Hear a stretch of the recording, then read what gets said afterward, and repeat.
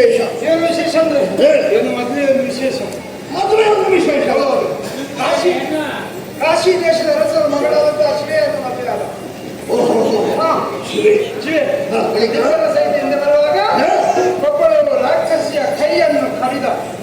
ಒಂದು ಹೆಣ್ಣಿನ ಕೈಯನ್ನು ಕಡಿದ. ಹೌದೇನು? ಓರ್ವಾಕೆ ಹೆಣ್ಣಿಗೆ ಅತಿಕ್ರಮಣವನ್ನು ಮಾಡಿ ಅವಳ ಕೈಗಳನ್ನು ಕತ್ತರಿಸುವುದು ಅಪರಾಧವೇ? ಅವಳು ಪುರುಷಾತಿಕ್ರಮಣ ಮಾಡಲಿಕ್ಕೆ ನೋಡಿಲ್ಲ. ಹೆಣ್ಣಿನ ಗಂಡಿನ ಮೇಲೆ ಹೆಣ್ಣು ಕೈ ಮಾಡಿದ್ರೆ ಅದು ಪುರುಷಾತಿಕ್ರಮಣ. ಆದ್ದರಿಂದ ಪುರುಷಾತಿಕ್ರಮಣವನ್ನು ಮಾಡಿದಂತ ಹೆಣ್ಣಿನ ಕೈಗಳು ಉಳಿಬಾರ್ದಿದ್ದರೆ ಕೈಗಳನ್ನು ತುಂಡು ಮಾಡಿದ್ದೇವೆ. ಹಾಗಾಗಿ ಕೈಗಳನ್ನು ಕತ್ತರಿಸಿದ್ರಿ. ಹೌದು. ಆದರೂ ಅದು ತಪ್ಪು ಮಾಡಕೂಡದು. ಆ ಬಳಿಕ ಆಮೇಲೆ ನಾಡಿಗೆ ಬಂದ ಹೆಂಡತಿಯನ್ನು ಕರ್ಕೊಂಡು ಸ್ವಲ್ಪ ದಿವಸ ಹೆಂಡತಿಯೊಂದಿಗಿದ್ದ. ಆಮೇಲೆ ಮನವಿಹಾರಕ್ಕೆ ಅಂತ ಇವರು ಹೋದ ಹೆಂಡತಿಯನ್ನು ಬಿಟ್ಟು. ಹೆಂಡತಿಯನ್ನು ಬಿಟ್ಟು? ಹೌದೇನು? ಹೆಂಡತಿಯನ್ನು ಜೊತೆಯಾಗಿ ಕರ್ಕೊಂಡು ಹೋಗಬೇಕಾದ್ರೆ ಧರ್ಮ ಕರ್ಕೊಂಡು ಹೋಗಿಲ್ಲ. ಯಾಕೆ? ಅವಳು ಚೊರೆ ಎಣ್ಣೆ ನಕ್ಕಿನೈ ಮಾತಾಡ್ತಾ ಇರ್ತಾಳೆ. ಅದರಿಂದ ನಾನು ತಲೆ ಬಿಟ್ಟು ಹೋದೆ. ಆದರೂ ಕರ್ಕೊಂಡು ಹೋಗಬೇಕಾದ್ರೆ ಧರ್ಮ ಅದು ಒಂದು ತಪ್ಪೇ. ಆಮೇಲೆ ಕಾಡಿನಲ್ಲಿ ಇರುವಂತಹ ಸಮಯದಲ್ಲಿ ತ್ರೈಲೋಕ ಸುಂದರಿಯನ್ನು ಬೇರೊಬ್ಬ ಹುಡುಗಿ ನಿನಗೆ ಹೊಸದನ್ನು ಮಾಡಬೇಕು ಅಂತ ಆಯ್ತು. ಹೊಸ ಮೇಳ ಒಳ್ಳೆ ಲಾಭ. ಏನು ಲಾಭ? ಹೋದವರಿಗೆ ಅನುಕೂಲ ಆಯಿತು. ಏನೋ ಅನುಕೂಲ? ಅದೇ ಅವಳು ಚಂದದ ಹೆಣ್ಣು ಸಿಕ್ಕಿದ್ರು ಅವಳ ಜೊತೆ ಮಾಡಿದ್ದೆ. ಕೈ ಹಿಡಿದ ಭಗವತಿ ಮನೆಯಲ್ಲಿ ಇರುತ್ತಾ ಇನ್ನೊಂದು ವಾಕ್ಯವನ್ನು ಬೇಸುವುದು ತಪ್ಪಲ್ವೇ? ತಪ್ಪಲ್ವೇ ಅಲ್ಲ. ಯಾಕೆ? ನೀವೊಮ್ಮೆ ಸರಿಯಾಗಿ ಗಮನ ಹರಿಸಿ ನೋಡಿ. ಒಂದು ಗಂಡಸಾದವರಿಗೆ ಹೆಂಡತಿಯ ಜೊತೆಯಲ್ಲಿ ಮತ್ತೊಂದು ಹೆಣ್ಣಿದ್ದರೆ ಅಪರಾಧ ಅಲ್ವೇ ಅಲ್ಲ? ಅಪರಾಧವೇ. ನೀವು ಸರಿಯಾಗಿ ಒಮ್ಮೆ ಗಮನ ಹರಿಸಿ. ಏನು? ಭೂಲೋಕದಲ್ಲಿ ನಾವು ಸಂಚಾರ ಮಾಡುವ ದೊಡ್ಡ ವಾಹನಕ್ಕೆ 6 ಚಕ್ರಗಳಿದ್ದರೂ ಒಂದು ಹೆಚ್ಚಿನ ಚಕ್ರ ಮೇಲೆ ಇಡುವುದಿಲ್ಲ. ಅದಕ್ಕೆ ಒಂದು ಪುಣ್ಯ ಆದ್ರೆ ಅದು ವಾಹನಕ್ಕೆ ಮಾತ್ರ ಅನ್ವಯವಾಗುವುದು, ಜೀವನ ಚಕ್ರಕ್ಕಲ್ಲ. ಏನು? ಇದು ಜೀವನ ಸಂಸಾರ ಚಕ್ರ. ಅವ ಕಾಡಿರುವಂತಹ ಸಮಯದಲ್ಲಿ ಯಾವ ಹೆಣ್ಣಿನ ಕೈ ಕಡಿದ್ದನೋ ಅವಳ ಅಣ್ಣನಿಗೆ ಗೊತ್ತಾಯ್ತು. ಕರಾಳ ನೆತ್ರಿ ಅಣ್ಣನಿಗೆ. ಹೌದೌದೌದು. ಬಳಿಕ ಅವ ನಾಡಿಗೆ ಬಂದ. ನಾಡಿಗೆ ಬಂದು ಎಲ್ಲರನ್ನು ಸೋಲಿಸಿದ. ಇವನ ಹೆಂಡತಿಯನ್ನು ಹೇಳ್ಕೊಂಡು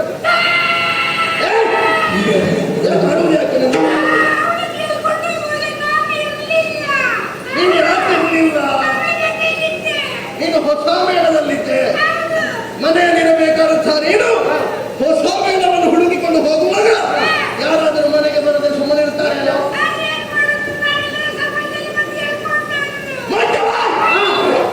ಮತ್ತೆ ಈ ಮೇಲೆ ಆಟ ಇರುವಾಗ ಬೇರೆ ಮೇಲೆ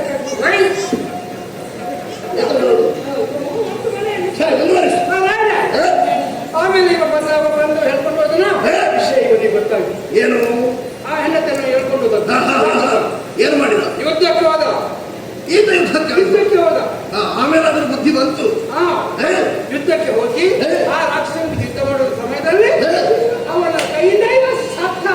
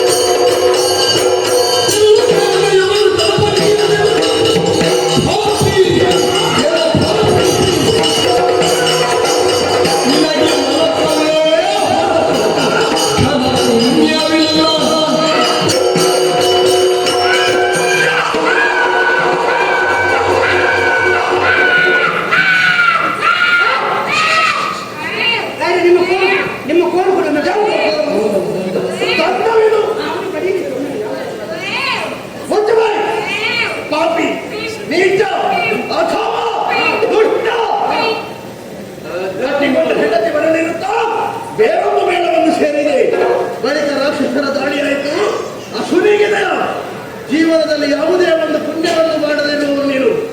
ಆದರೆ ಪಾಪ ಕರ್ಮವನ್ನೇ ಮಾಡುತ್ತಾ ಹೆಸರಿದೆ. ನೀನು ಪಾಪಿ ಇದೆಯಾ? ನಿನಗೆ ಈ ನರಕವೇ ಪ್ರಾಪ್ತಿಯಾಗುತ್ತದೆ. ಹೇಗೆ ಗೊತ್ತೇ? ಕುಂಭಿ ಪಾಪ ಅವರಿವರ ಶಿಕ್ಷೆಯನ್ನು ಕೊಡುವುದಲ್ಲ, ಹಿಡಿದಂತಹ ದಂಡವನ್ನು ಎತ್ತಿ ಭಾವ ಸಂಚರಿಸಿದೆಯಾ ಶಿವಿಯ ಭವಿಷ್ಯ ಹರಿದು ಜೀವಿತದ ಪುಣ್ಯ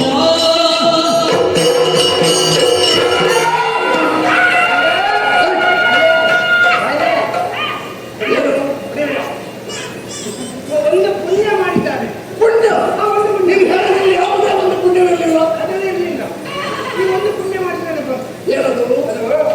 ಇವ ರಾಕ್ಷಸನಿಗೆ ಯುದ್ಧ ಮಾಡೋ ಸಮಯದಲ್ಲಿ ಹಾ? ಕಾಯುವಂತಹ ಸಮಯದಲ್ಲಿ ಶಿವೇ ಶಿವೇ ಶಿವೇ ಅನ್ನುತ್ತ ಸತ್ತ. ಶಿವೆ ಇವನ ಹೆಂಡತಿ ಅದು. ಅವನ ಹೆಂಡತಿ ಹೆಸರು. ಆಪತ್ಕಾಲದಲ್ಲಿ ತನಗೆ ಯಾರು ಪ್ರೀತಿ ಪಾತ್ರರು ಅಥವಾ ಯಾರು ಸಹಾಯಕ್ಕೆ ಒದಗುತ್ತಾರೋ ಅಂತವರ ಹೆಸರನ್ನು ಕೂಗುವುದು ಸ್ವಾಭಾವಿಕ ಸಹಜ. ಹೌದೌದು. ಅದರಲ್ಲಿ ಮತ್ತೇನು ಪುಣ್ಯವಿದೆ? ವಿಶೇಷವಿದ್ದಾರೆ. ಹೇಳು. ನಮ್ಮ ದೇವರ ಹೆಂಡತಿ ಹೆಸರು ಶಿವೇ ಶಿವೆ. ಲೋಕರಕ್ಷಕನಾದಂಥ ಪರಮೇಶ್ವರ ಆತನ ಮಾಡಿದ ಶಿವೆ. ಶಿವೇ ನೀವು ಹೇಳಿದ್ದು ಶಿವೇ ಶಿವೇ ಶಿವೇ ಅಂತ ಅದನ್ನ ಸ್ವಲ್ಪ ಪುಣ್ಯ ಉಂಟು. ಚಿತ್ರಗುಪ್ತರೇ, ಸರಿಯಾದ ಕಾಲಕ್ಕೆ ನಮ್ಮನ್ನು ಎಚ್ಚರಿಸಿದ್ದೀರಿ. ಒಳ್ಳೆಯ ಕೆಲಸ. ಪಾಪದ ಲೇಪವನ್ನು ಈತ ಹೊಂದಿದಾದರೂ ಕೂಡ ಎಳ್ಳಿನಷ್ಟು ಪುಣ್ಯವನ್ನು ಸಂಪಾದಿಸಿದ್ದಾನೆ. ಹಾಗಾದ್ರೆ ಏನು ಮಾಡೋಣ? ಸಾವಕಾಲದಲ್ಲಿ ಶಿವ ಎನ್ನುವಂತಹ ಹೆಸರನ್ನು ಉಚ್ಚರಿಸಿದೆ. ನಿನ್ನ ಹೆಂಡತಿಯ ಹೆಸರಾಗಿದ್ದರೂ ಕೂಡ ನಮ್ಮ ಪ್ರಭುವಾದಂತಹ ಶಂಕರನ ಮಡದಿ ಶಿವೆ. ಹಾಗಾಗಿ ನಿನಗೊಂದು ಹೇಳುತ್ತಾ ಇದ್ದೇನೆ, ನಿನಗೆ ಒಂದು ವರವನ್ನು ಕೊಡಬೇಕು ಎನ್ನುವ ಹಾಗೆ ಆಲೋಚಿಸಿದ್ದೇನೆ. ಏನು ಬೇಕು? ಕರಗಡವನ್ನು ಮುಗಿದು ತರಣಿಸುತ್ತಗಿರು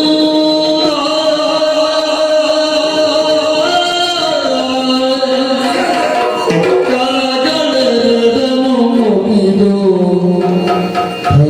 ತರಣಿಸುತ್ತಗಿಂದ ಕರುಣನಿಧಿ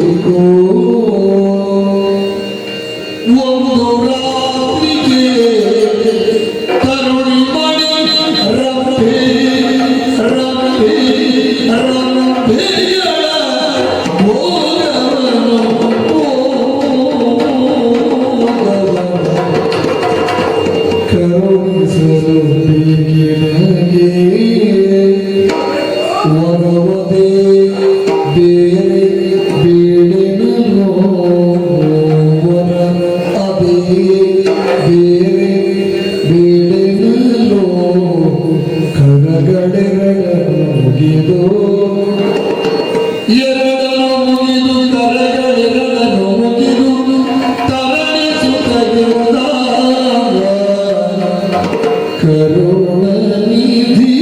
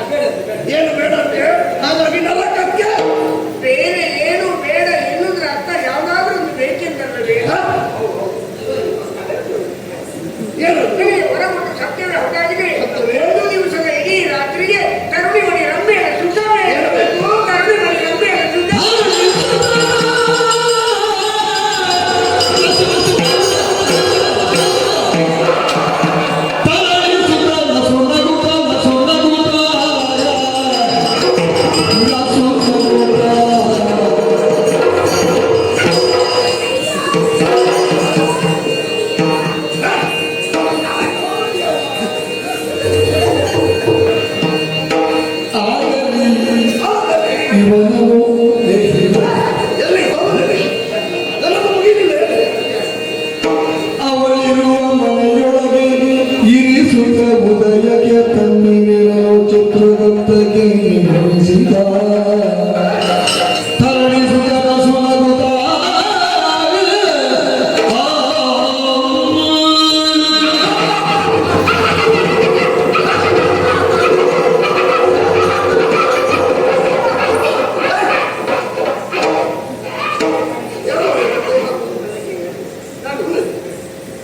ಏನು ಶಂಕರ್ ಬರಲ್ಲ. ಏನಾಗ್ತದೆ ನೋಡಿ. ನೀವಿಬ್ಬರು ನಟ್ಟಿಕೊಂಡು ನೋಡಿ, ನಾನು ನಟ್ಟಿದ್ದಾರೆ. ಸತ್ಯ ನಾನು ನಟ್ಟಲಿಲ್ಲ.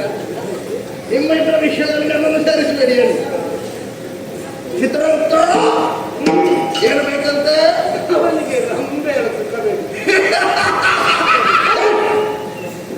ಗಂಡಿ ನಗ್ಬೇಕು. ಎಂತ ನೋಡು ಪದೇ ಪದೇ ನಗಾಡಬೇಡ. ನಗಡ್ಬೇಡ. ಹೇಳು. ಯಾಕೆ ಬೇಕಾಗಿಲ್ಲ ಅದು ಗೊತ್ತು. ಸರಿಯಾಗಿ ಗಮನಿಸಂತೆ. ಯೌವಿನ ಹೊಂಗಲ. ಸತ್ತು ಇಲ್ಲಿ ಈ ಶೈಲಿಯನ್ನು ಸೇರಿದ್ರು ಕೂಡ ಇನ್ನೂ ಕೂಡ ಹೆಣ್ಣಿನಲ್ಲಿರುವಂತಹ ಆಶೆ ಬಿಟ್ಟು ಹೋಗಲಿಲ್ಲ.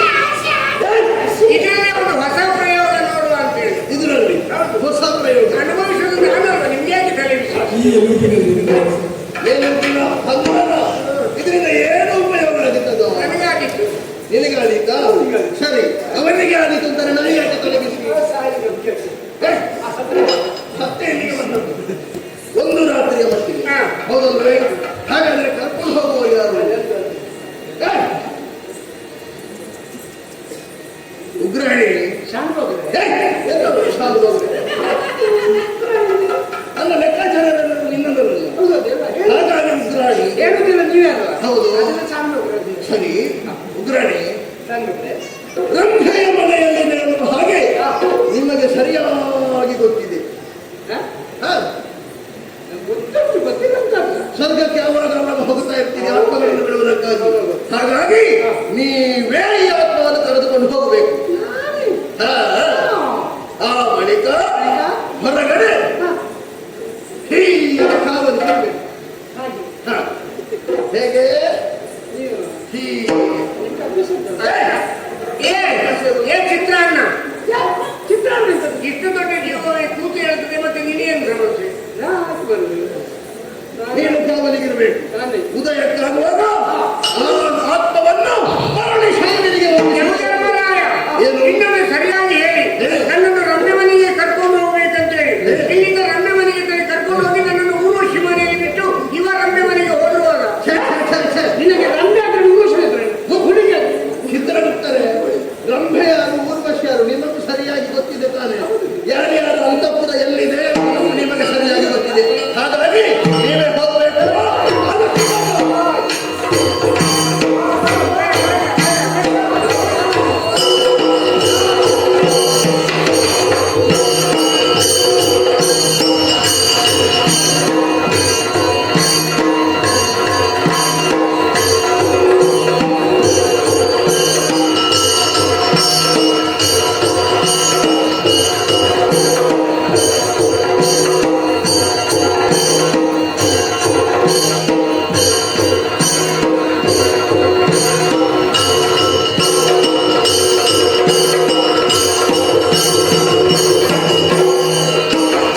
ರಂಭೆಯ ಮನೆಯೊಳಗಿರಿಸುತ್ತ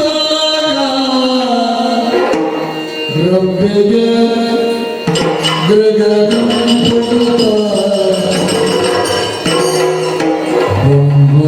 ನಿವಾಸವನ್ನು ಕೊಡುತ್ತ ರಂಭೆಯ ಚೆಲುವನೆ ಕೆಸುತ್ತ ಚೆಲುವನೆ ಕಿಸುತ್ತ